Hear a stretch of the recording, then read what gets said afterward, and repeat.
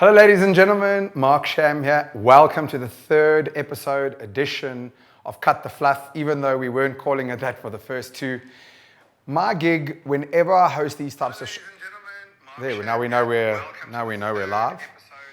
My gig, whenever I host these types of events or webinars or whatever, is I only want to speak to people that I personally find fascinating, people that I think will offer immense value, etc. So without further ado, I would like you all to help me welcome a man by the name Mike Stopforth.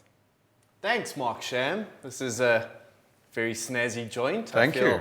I should have probably worn pants. No, I'm so glad that you wore shorts. It amplifies exactly what we're doing perfectly. And I thought about doing the same today. I don't know why. All right. Okay. I'm glad. I cut the cuff. So.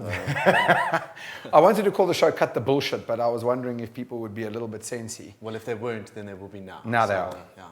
Mike, I asked you to come on board for a number of reasons. I admire you from afar. It's not something I say lightly. I think you have a unique mix. On one end, you have the business experience. You've been there, you've done that through a few different ventures. You've done well in fairly all of them. There's one in particular that you're well known for, which I'll let you get into a little bit later. You sell, but at the same, you sell the business.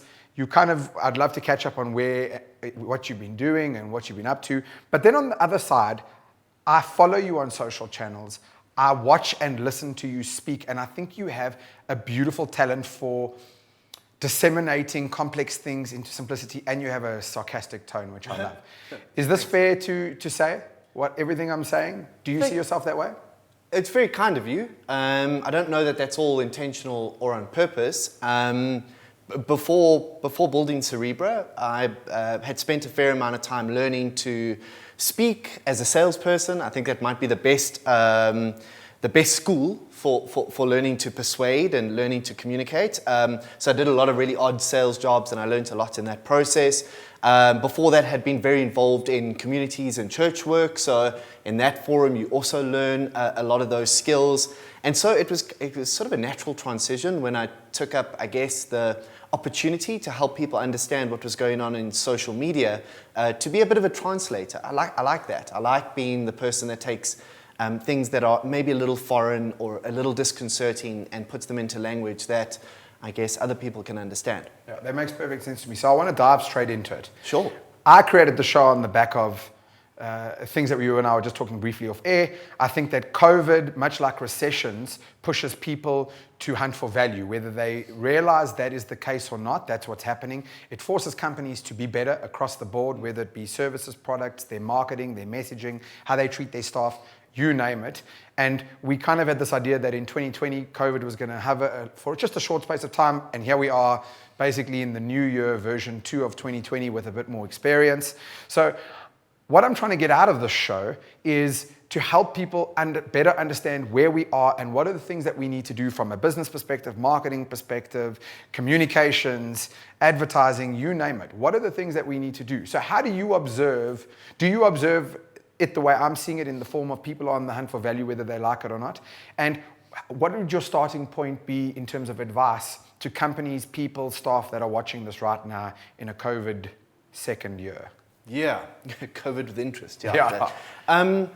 So, I mean, the caveat is that my experience of this period and my experience as a consumer or my engagements with businesses are through the lens of kind of my world, which is a very limited and very kind of narrow experience. I can't speak for every South African, and I certainly can't speak for every South African business, but I get the sense that for a lot of people, certainly in the middle class, COVID was an accelerant. It was an accelerant of a lot of behaviors and trends that I think were already happening, were already prominent or present in business. And what happened was COVID just kind of, it was all of those experiences and all of those changes on steroids. It forced us, and obviously not wanting to diminish the human tragedy component of it, because that was a very real part of it as well. But if we look at it exclusively through the lens of the economy and business, yes, certainly I think, and that's why this show is so aptly named, right? We were forced, all of us, to return back to basics. Yes. Even if I think of just making sense of suddenly being locked up in my own home, I had to get back to basics. Like, how do I make sure that I make the most of this family time and the connections I have with my kids, and let's take the dogs for a walk, and some of the stuff that I guess normally we would find excuses not to prioritize suddenly became really imperative. Now, if I expand that analogy into business, a lot of the things that we consider to be luxury considerations or stuff that we didn't really have to think about right now. Yeah, sure, CRM is important, but we don't really have to think about that right now. Business is growing. We're getting new customers. Suddenly, our existing customers are an enormous priority. Suddenly, the delivery of basic services is an enormous priority. And the businesses that have responded best, I think, are those that had built into their DNA the capability to be, kind of really responsive to change, to make decisions when the environment shifted. And that comes down to like really good communication. It comes down to like autonomy. Just like, are people able to make smart calls in our business? Or are they so wrapped up in complication and bureaucracy that they can't even make a call when they get, have information at hand? So I think those are some of the things that are really exciting to watch as trends coming out of this. Let's hope we do come out of this period. But I'm just struck by how few businesses have used it as an opportunity to reevaluate their basics and to do those fundamentals right. Yes. Yeah. And it's so fascinating you say that, because you and I, in this instance, I love to bring people on and just ad-lib with them. And so what I found to be fascinating is initially I was trying to talk about the world, the COVID world, from a marketing perspective. Yeah. But when you actually sit and think about it, you realize you can't really create this disconnect. Like, just get your marketing right, then everything's fine, because your marketing can actually be as connected to your product and your service, your staff, the customer experience. Like, you can't out-market a bad product or bad service or bad basics. Yeah. And it's actually what led to us then expanding the show from, let's not just talk about marketing, let's talk about marketing, business and communication and customers, whatever. How is it that people, either staff or business owners, can kind of navigate through this time? And I can't agree with you more. I think there's something... I'm surprised by the number of businesses that haven't gotten back to basics. And you're right, the guys that seem to really get through this patch were people that were trying to be better originally. They were trying to move fast originally. They were trying to do all of these things. But here we are. There are some late bloomers to the game. So that's really what I want to focus in on. If I can kind of lean on you, maybe let's starting with the note of marketing. To give some people context, I'd love for you to just explain your humble beginnings and then into Cerebra, the sale, and where you're at now. And then would love some of just your marketing thought around where businesses are at and what they could be doing better. Sure, I don't know how humble you want me to get. I mean, it started in Benoni, so it starts really humble. I didn't really know what I wanted to do in school, dropped out of varsity twice, which was, kind of in retrospect, worked out okay, but at the time was hugely irresponsible and very flippant of me. But I got very, very lucky, Mark. Like, I'm the luckiest guy you'll ever have on the show. Like, I stumbled across social media quite haphazardly in the middle of working a whole lot of jobs that I really hated. For some reason, it connected with me as somebody who, I guess, wanted to do some of the things that social media allowed me to do, wanted to be a journalist, wanted to broadcast, thought I had an important voice, as we often do. And never had the means to do so because I didn't really have the qualifications or the experience. So it gave me, ordinary Joe, the opportunity to kind of be something. And so Cerebra was built, I guess, around that realization. Like, originally was kind of my own best case study. Like, if this can happen to me, then what could that mean for your customers or your employees, and so on and so forth. And then, I started Cerebra with very little business acumen. It grew. I relied heavily on partners and had some amazing partnerships through the years. Guys like Dave Duarte, Angus Robinson, Craig Rodney, who were key in helping me kind of ramp up my understanding of what we needed to be. And then we did a deal, as many agencies do, with WPP in 2013. Spent another 5 years in the business in the process of an earnout. Learned a fortune in that experience, loved it, would never have changed a thing. And realized, I think, through running Cerebra, that I was really passionate about how you coordinate people around an intention, a purpose in any business, how you balance profitability and well-being, how you create a space that people can be fulfilled in but also motivated. All of these interesting tensions that come with entrepreneurship. Yeah, and then left Cerebra officially at the end of 2018. Took a year off to do a degree, finally went back to university, went back to business school and did a master's degree, and then was super amped to launch a new business in 2020, had amazing plans for what I was going to do, and life is what happens when you're making plans. So 2020 just really took a bit of a backseat, focused on my family and health and really just trying to be intentional about what I was going to do next. And now I think I have an idea of what that is. And yeah, I'm in the building phase. So that's the theme for this year. The theme for 2021 is make. Yeah. So I love it. So, and I mean, a lot of your journey and mine is mirrored. I'm a bit behind you. I'm a little bit younger. But it's fascinating because I equally found social media quite haphazardly. And then I started teaching on the topic only because my dad said to me one day, like, I kept saying, no, I don't want to be the one to teach. And he was like, yeah, but there's no social media school. This is like 2010. Yeah. There's no social media school that you can go to. So who makes... blind, the one-eyed man is king. Yeah, like, well, who makes one person more qualified than the other? And then I literally just started teaching social media from my perspective. More and more people started booking. And then I built an agency on the back of that did quite well because people would come and say, we get a better idea of this now. Could you do it for us? And I was like, of course we can. Sure. Okay, and we do it. So it's provided an enormous experience, and through that time I would never change. I no longer see myself as a marketer exclusively.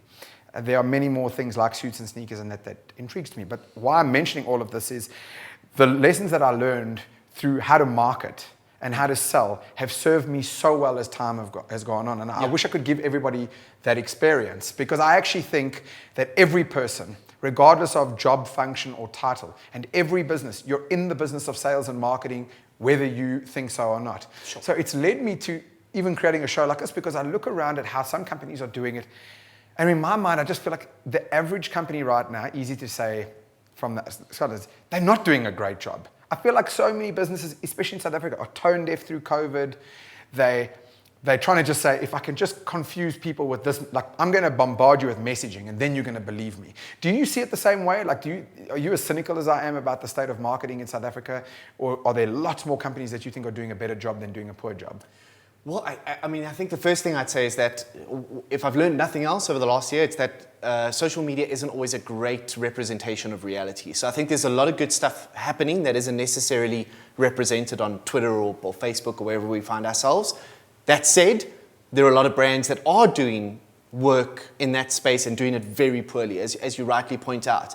They're not necessarily representative of the entire bank of communicators, but certainly it could be done a lot better. And that's partly because I think a lot of brands, a lot of brand stakeholders engage in these spaces because they feel they are obligated to. We must have some sort of presence on Twitter and Instagram. We have to be doing something on Facebook without a really clear thought process as to, well, how will we know that it's working? What is is there any metric for success? Because and this is the conversation I keep having both anecdotally and formally with clients is, how do you know that it's working? Like have you stopped to think about what you actually want your customer to do with all the things that you've published or shared, or if you're going to invest in thought leadership as a strategy and building authority on a topic, great. What do you want people to do? What does Mark want people to do? Do you want them to sign up to a newsletter or participate in other events, or what is the metric, and how do we coordinate our effort, our elbow grease towards? Because what we've realized is that experimentation is a luxury.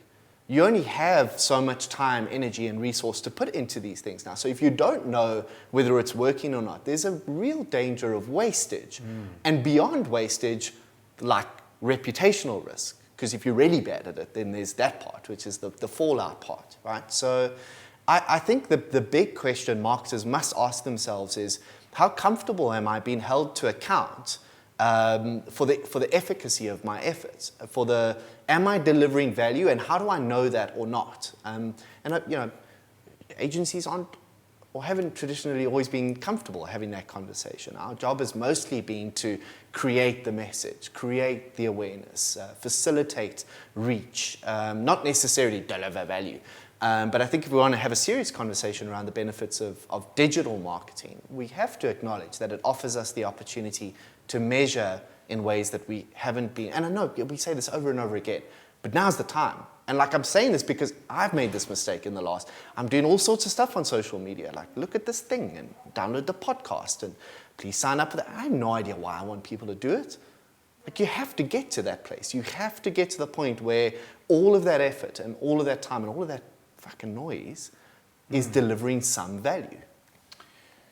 Sure, I couldn't agree with you more. So I want to even take it back a step because I really value how you see the world and your experience. So I actually want to give you the floor the other way. If you can think of Cut the Fluff as a vehicle to help staff, business owners, businesses be better in 2021. If you were walking into the average business, where would you start? How would you start to consult and pick, digital marketing aside? Just run me through I present to you with, I know it's obviously hyper contextual to whoever company, whichever, but there must be some common denominators. If you were speaking to 10 different companies at the same time, how would you go in and help these companies be better, create better market share, fix their messaging, etc.? Look, my theory is that most entrepreneurs, most business owners, most businesses have these answers. They're just often enveloped in kind of being in the muck and in the mire, being in the complexity of running. Sometimes we just throw everything at the problem because we hope that one of those pieces of wet toilet paper will stick to the wall. And that's understandable because it's tough. But I think there are some really simple kind of reflective questions we can ask ourselves that force us to be a little bit more intentional about, let's call it marketing effort, right? So the first one is, how do people buy? And I know that sounds ridiculous, but I'm going to tell a story I've told on innumerable podcasts and in interviews, but it was such an important learning for me in the Cerebra days. So one of our early customers was Toyota, and we were so proud. I mean, this is a global brand. They have an incredible presence in the minds of their customers. They're an experiential brand. It's something you feel and smell, and we were super stoked to have Toyota. And we literally shepherded them from their first like and their first follower online. We were nursing them through their first digital social adventures. And I was, this is back in the good old days of organic content and building communities online. And I remember we had a Facebook page that was kind of centered around people that were really hardcore Toyota fans, like third generation Corolla owners, or their dad had a Cressida, although that's pretty much every WASP in South Africa, dad had a Cressida. But point being is that the page was super active. People loved it. They really loved it. And we had a post go up one day. This guy, he posted a eulogy to his old Corolla that had finally given up the ghost, was up on blocks, wheels were off, pieces falling out the bottom, and him and his sleeveless and his torn jeans did this ode to my Corolla. Beautiful stuff. Had to be out of Secunda or Leandro, somewhere there. And and the community did something extraordinary. They started responding to this post and going, isn't that a 1976 third generation? There, I've got a muffler in my workshop for that. And the other guy was like, hey, if you're having a problem, we could probably, we've got an engine block with a spare gasket that we could fit. The community rebuilt this guy's Toyota online. Wow. Like the greatest example of organic, just absolute pure gold. The client fired us 3 months later. I was like, that's shit. And the client said, well, this is great. We have all these followers and likes and comments. This is amazing, but you're not selling any cars.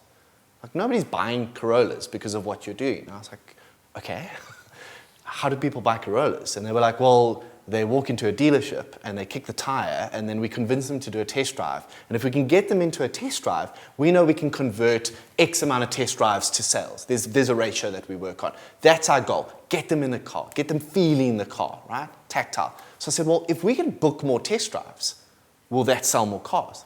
Perfect, do that. So suddenly everything, we didn't change our strategy around content creation. We changed what we were asking customers to do with it.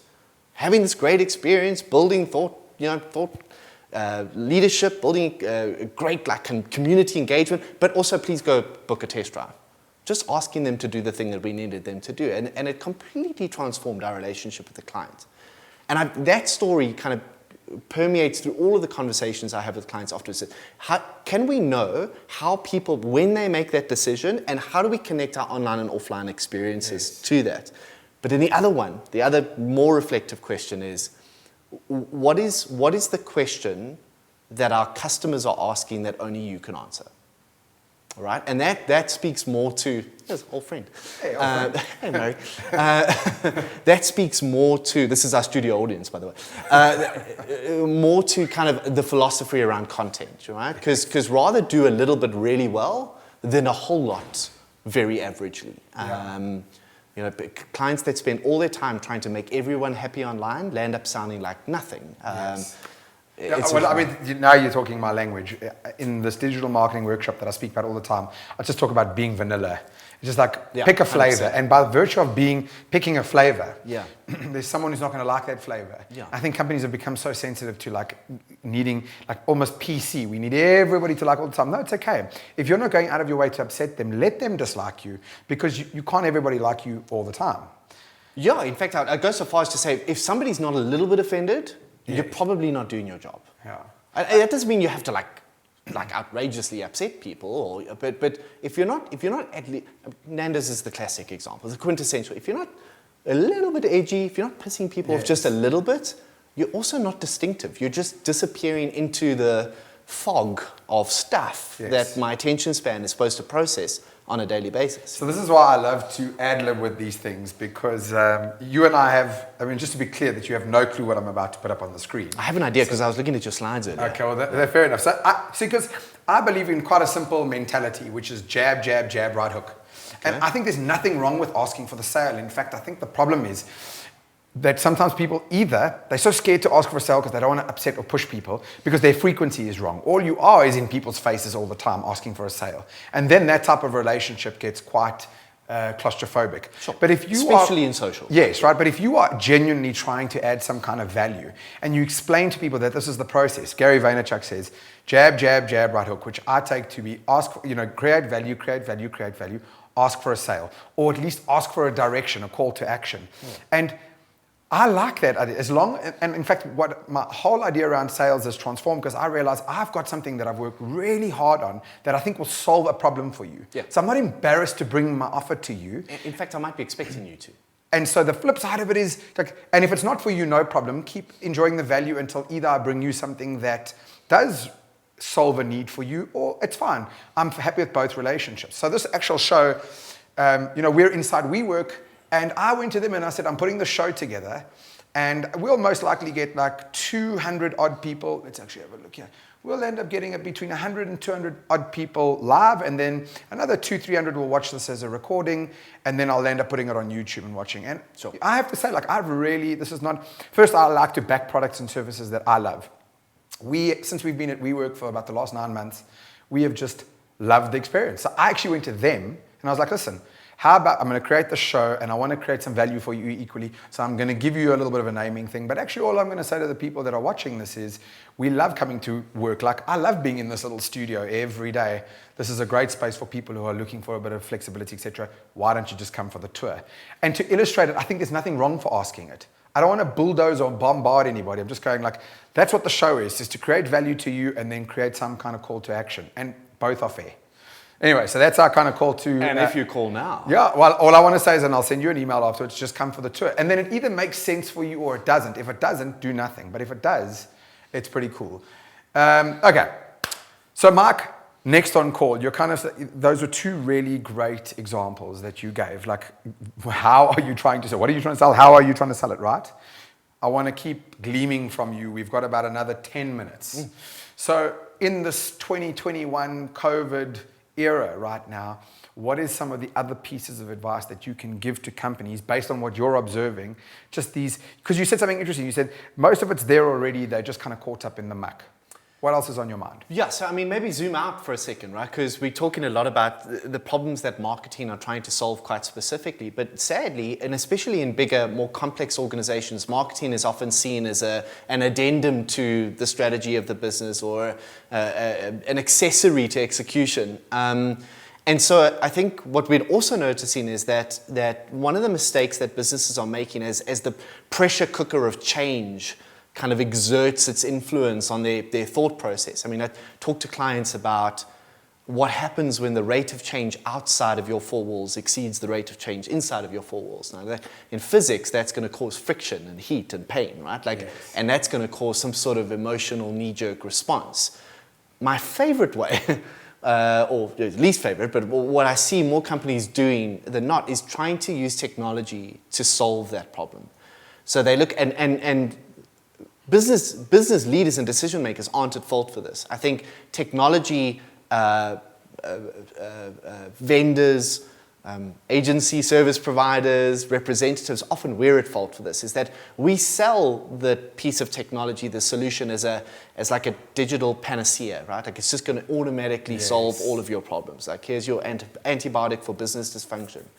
The problem is that very often when organizations already have endemic process, system, hierarchy, communication, delivery issues, like putting digital on top of that exacerbates it. Yes. It actually makes it, so I mean, can I mention? You can do cool. what you like. So I had a weird experience with Macro early on in lockdown. Macro is a business that I think should have been really well placed to provide its customers in a time of unparalleled uncertainty with its best service, right? Like this is a place I can go to get stuff like toilet paper and water and sanitizer, the three most important things at this point in time in my life, and baked beans, you know. So, and they developed this click and collect solution, a digital solution on top of their existing retail solution. I mean, Macro is incredible, but they've never been great from a kind of fulfillment.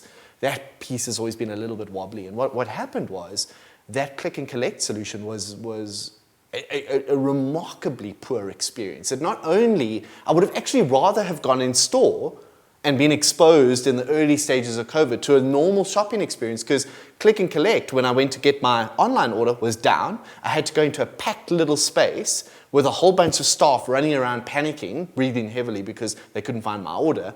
Other people waiting in a queue, you know what I mean? So weirdly enough, the digital solution was shitter than the retail experience, although it was supposed to fulfill it.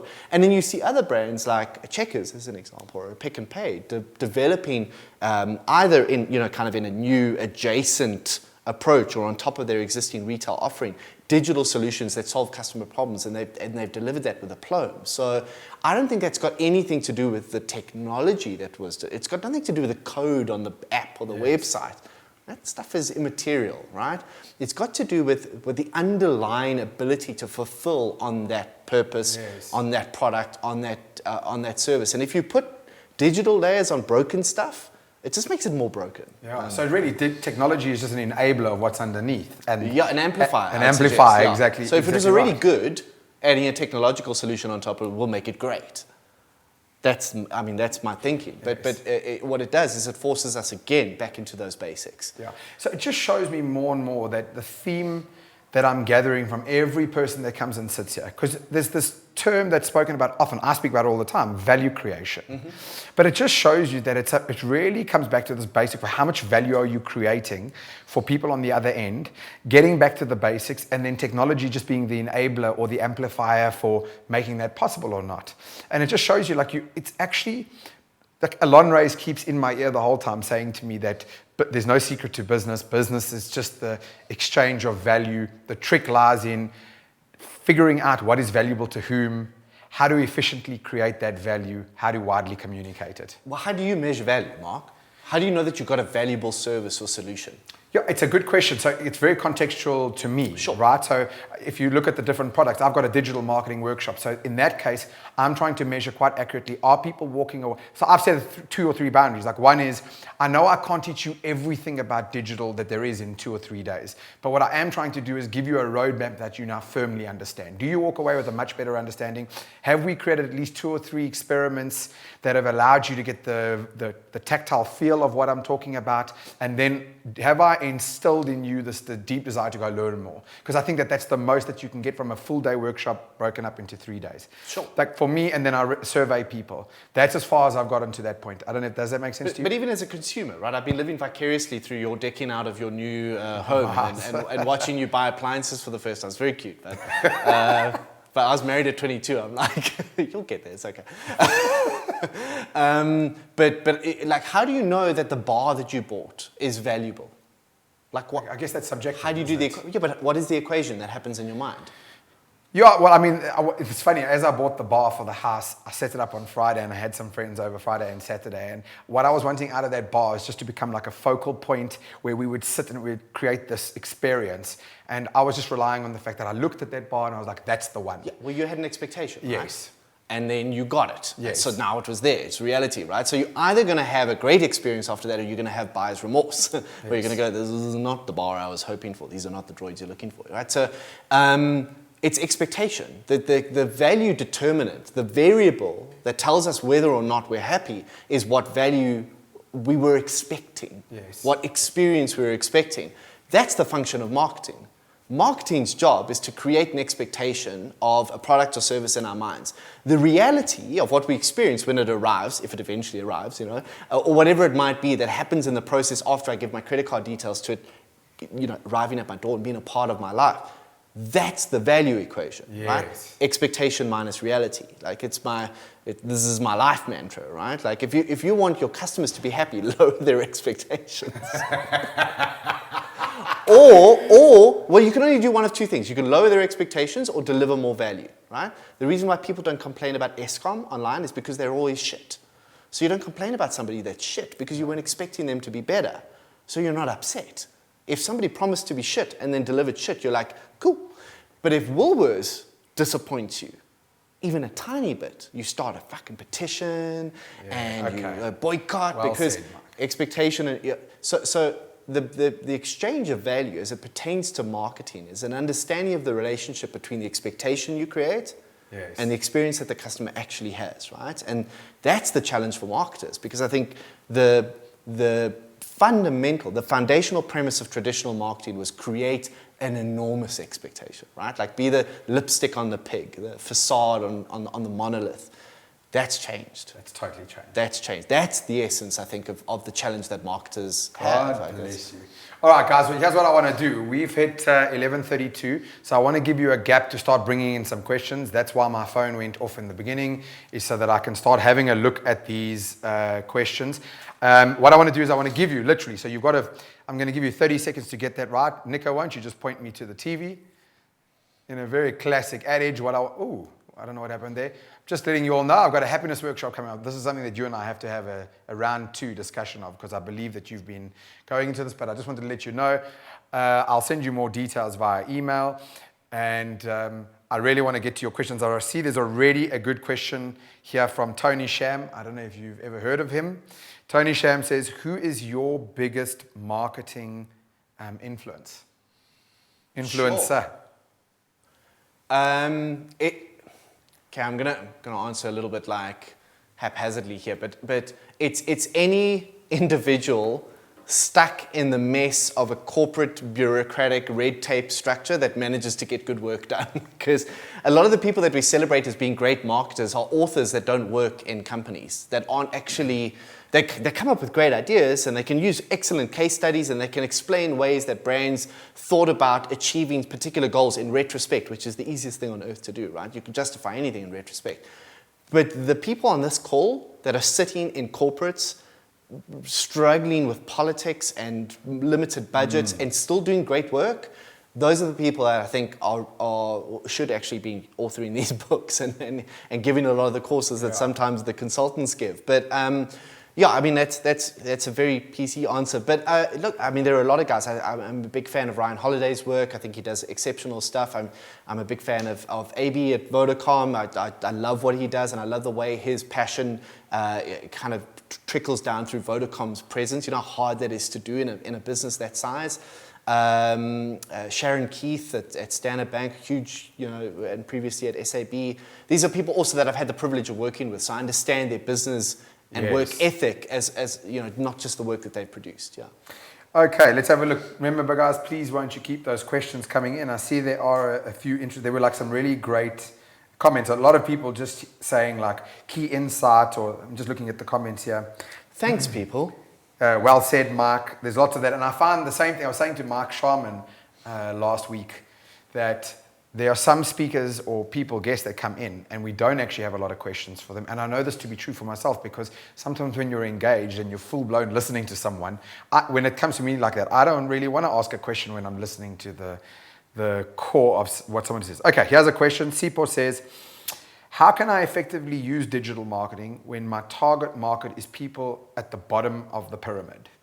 So Sipo, I think it's a great question. And actually, it's a point that I want to make around this obsession that we tend to have with digital marketing, because again, going back to I think the first point that we made, it isn't always the solution. It isn't always the only answer. When we can adequately answer the question of where do our customers buy and what question are they asking that only we can answer, we might discover that the answer to those two questions is pamphlets. Yes. Or coupons, or direct mail. We have to be open to the idea that no one channel is by its nature more effective or more reliable than others. They certainly have different characteristics. I mean, one of the things that we mentioned up front was that digital's great because we can measure it, and if we can measure something, then we can manage it effectively. I think this is a question that pops up in pretty much every marketing conversation I have, and I want to be careful of presuming there's a cookie cutter solution to it if I don't have a context and I don't understand the specific product and so on and so forth. But I think, we spoke a lot in the last 5 years about the evolution of, or rather the convergence of online and mobile marketing. I mean, remember in the old days where we used to speak about mobile marketing like it was a thing, like it was a separate thing. And I was like, well, what's mobile that's not digital? How do we actually differentiate between these two things if they are so incredibly converged? But I still think there is we've seen so much walled garden activity from the digital service providers that we've relied on to connect with our customers. I think there are still opportunities in the fringes. I think there's still opportunity in things like USSD. I still think there's opportunities in SMS marketing. I think we just need to be able to think laterally and not assume that Facebook or Instagram are our only connection points with our customers. Yeah, I have some. I'm going to get through all of these. Like Charlie Monson asked, because I think you'll get asked this a lot, like talking about technical specifics, like which mailing system would you advise for SMMEs? Charlie, I can confidently say that I do not know because I'm not an expert. Again, I've worked with a lot of incredible service providers. I use both MailChimp and the standard newsletter plugin on WordPress myself. Again, I think each of these service providers have got pros and cons to them. Often it's about your own technical competency or the people that you have helping you. Yes. But the bottom line is that you've got to figure out what works best for you, specifically in terms of what you're trying to achieve with that communication. But I'd be reticent to give advice about you have to use this one or not, because I honestly don't know. Okay, here's a good one. Robin Cappendale. Do you think influencer or affiliate marketing still has a place in the current economic climate and the fact that users are less naive? What is your take on influencer marketing? Robin, I would say absolutely it does, big time, except that I would hope that influencer marketing was never about deceiving people. Yes. But I think that's what it became, right? Is we got confused that we thought that influencer marketing was just getting people with lots of followers to talk about our stuff, which is, for me, absolutely no different to getting a billboard on the N3. They're the same thing, right? With the same level of efficacy. The challenge, the elbow grease in influencer work is finding people that already advocate for you, or already share your values, or already are passionate about your brand. I keep giving Mark a hard time because I can't understand why Microsoft gives him nice hardware to play with and I have to buy the damn stuff. Jeez, this is bullshit. Shout out to you, Microsoft. But the point being is that there are already advocates, people who have smaller networks but higher levels of credibility in that network, because they aren't trying to sell every brand of soap or every kind of. So for me, influence is really about relationship, and relationship, like any relationship, is hard. Yes. The work is not so much about how much budget you can get out, it's about how well you can mine the data to find the people that are already connected. I mean, the real tragedy of influencer marketing is we've paid famous people to talk about our brands while our real customers have been ignored. Yes. It's like a double-edged mistake. But there's something that's super interesting for me, because I don't actually think of myself as an influencer. What's happened is that my social channels have... No, really I don't. I'll tell you where I think, in the traditional sense. But if you call now. Yeah, fair enough. But so I have some simple rules. Like I'll always back a business. It's actually it happened to me back to front. It happened the other way. So I started first saying whether I've got 1,000 people or 5,000 people, I'm always going to use my microphone to celebrate excellence. This is how it started a while ago. And then I just started saying, well, you know what? I'm very particular about the brands that I utilize with. So for example, Naked Insurance. I found them and I was like, and I'm a customer of theirs today. They don't pay me to say this right now. I love them. I can't tell you when people stop me and say, you know, I ended up moving because and I've had a great experience. Because I haven't heard one person come to me and say they have had a bad experience. Even if they do, in general, the overall is that this is a great company. And as a customer, I love them. You'll hear me talk incessantly about someone like Jackson's, but I can actually articulate why I love them. And then what started to happen was I started to give these companies a plug.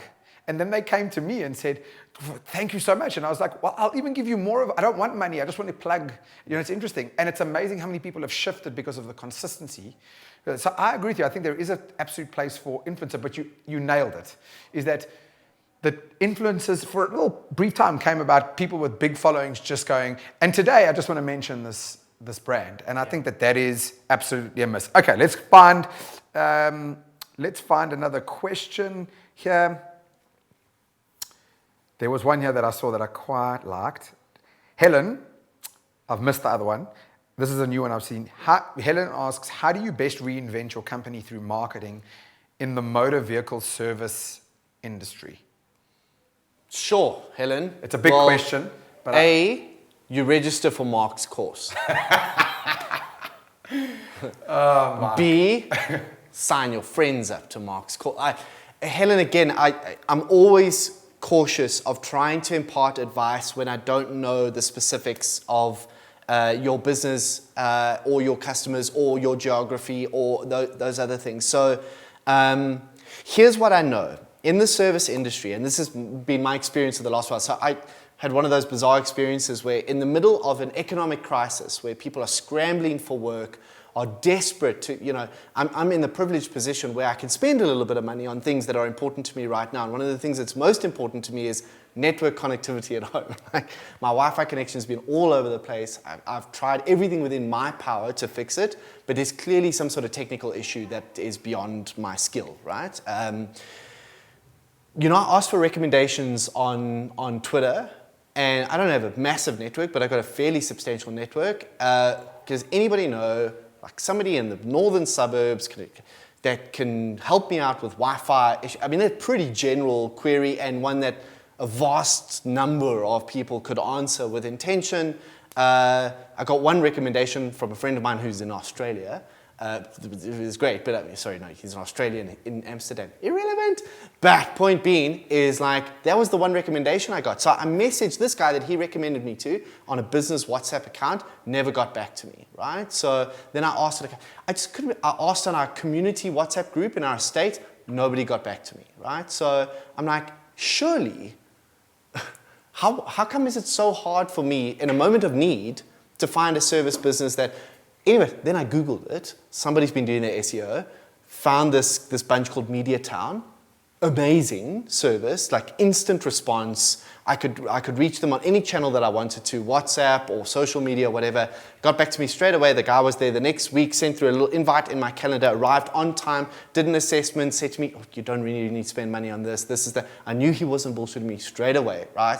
He said, when can we get the guys in? They're going to come on Monday. They were 15 minutes late. They came in, did the work, left. Like, everything's working. Yes. You know, not that hard. This is not...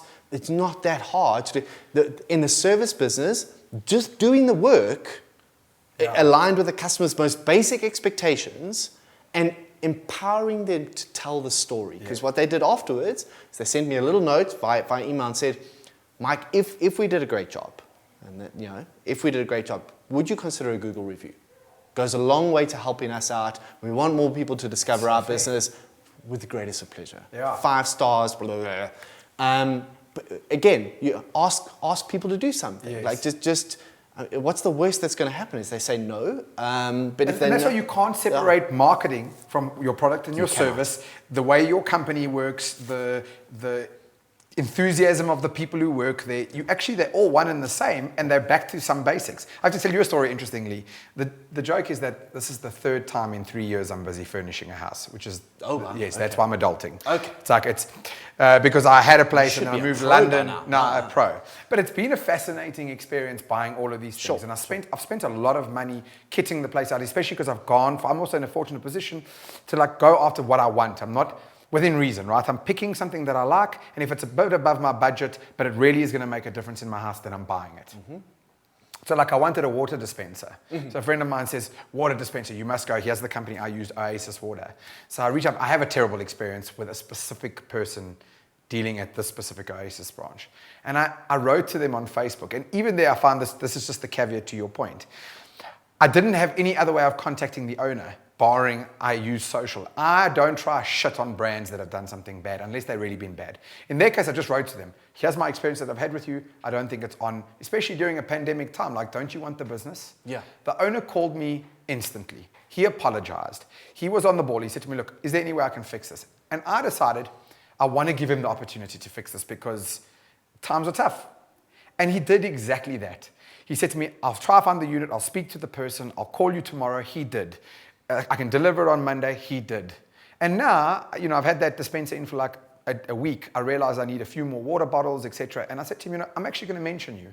Because even beyond it, even if you have make a bad mistake here and there, if you just fix it or just do it, it's amazing. So I agree with you. Marketing is the means to the end. That's not where it's going to, it matters, but just be good at what you do. Well, that's the easiest way to do it, right? I deal with a lot of companies, service providers. I think of the guy that helps me out with electrician work at home. No web presence, no fancy SEO, no paid ads on Instagram. Yeah. He's just really good at what he does. He arrives when he says he will. He delivers value. I never have to worry about it. He points out stuff that I didn't even pay him to point out. He goes above and beyond, and then he goes. And then I tell everybody about him when they ask, is there an electrician in the area that can help? It's just sometimes our advertising is the price we pay for shitty service or a bad product. So let's get the basics right. Guys, I really just want to say thank you. I think we've hit the timer there. We've gone 2 minutes over, but we're always trying to keep this within about a 45-minute range. I hope that you've enjoyed Mark's insights. Mark, that's your close-up camera over there. I'd love for you to kind of close off for us just by leaving people with maybe a parting thought. It could be anything, really. It's up to you. And how do people get hold of you?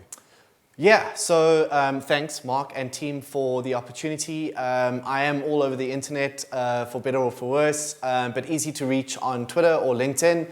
My parting advice would be this guy's done a lot of work to understand how digital marketing can be beneficial or not. I would be signing up for his program. There are a lot of other courses that are incredible and offer you great insight that can position you for much better decision making. But be hypercritical of your own process, right? If you get the basics right, then the marketing side often takes care of itself. And give people opportunities to talk about you. Most of them want to. And thanks for tuning in, I guess. I'm really stoked, yeah. Yeah, guys, that's it from me also. Thank you so much for being part of this. I just want to see where we're at. You're welcome to keep the questions coming. I'll give them a look. I'm going to land up putting this over. Mark, thank you so much for coming in. I think we absolutely have to have a round 2 in the next few weeks because there's a bunch of other things I wanted to get to, but I've always been trying to keep it within that 45-minute range to kind of add value there. My parting thought to you really is quite simply is I want you to understand what we're even doing here because I think it helps you.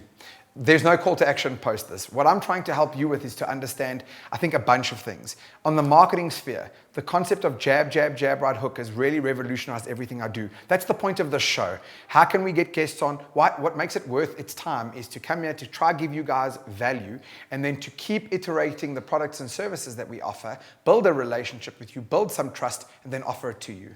And I think that this is a much better way of spending my time, my money, my effort than just putting up billboards just point blank, right? This creates something. So I would love for you to follow the same thinking. Jab, jab, jab, right hook. You could be creating your own webinar show if you believe you could add a value. You could be, whatever, the internet is allowing you to create content of value for people on the other end. It starts with you wanting to do that, playing the long game, etc.